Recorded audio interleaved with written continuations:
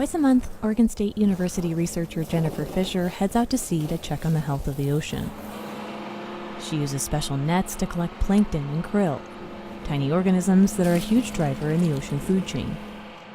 Can you see all the phytoplankton in there? Normally, what comes up in the net is a green-brown sludge. It tells her how much nutrition fish like salmon are getting from their food.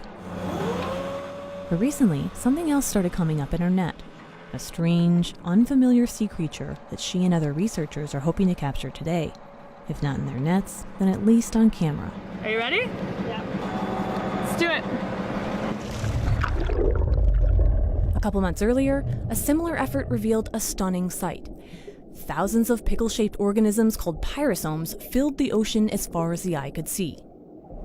When we saw how many there were, and it was just like, oh my gosh, this is mind-boggling.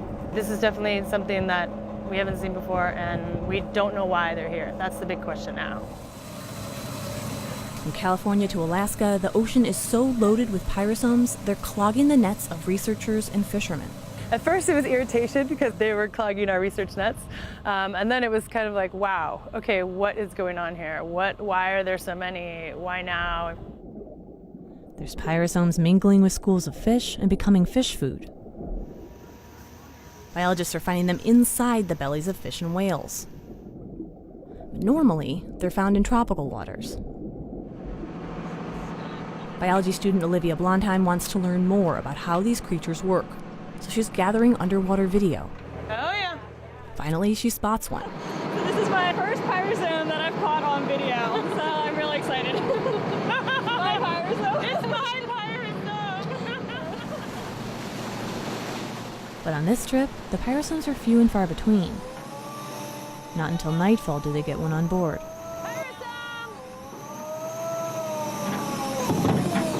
This is what we've been searching for.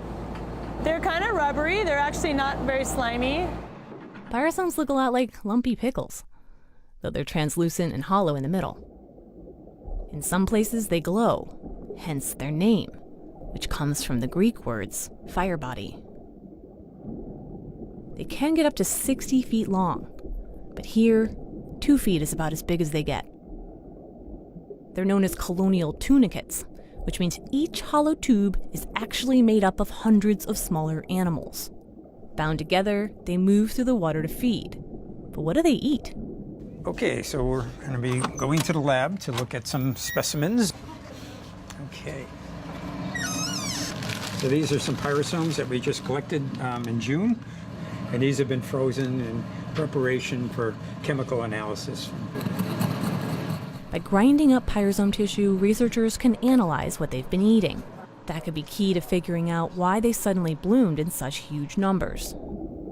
It's been exponential. Every year has been substantially more than the previous year.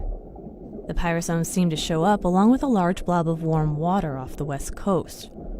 As the ocean returns to more normal conditions, experts say the pyrosomes will likely die off and sink to the seafloor.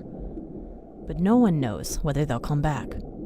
And they could disappear for good, or they could be back every year. We really don't know that, but we're hoping that at least we can learn something about what kind of habitat they like to reside in, that we can figure out if they might be coming back.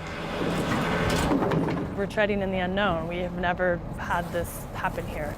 I'm thinking that when they leave, that then if we see a change in ocean conditions at that point, then we can say, aha, we're piecing this puzzle together, because we really know very little.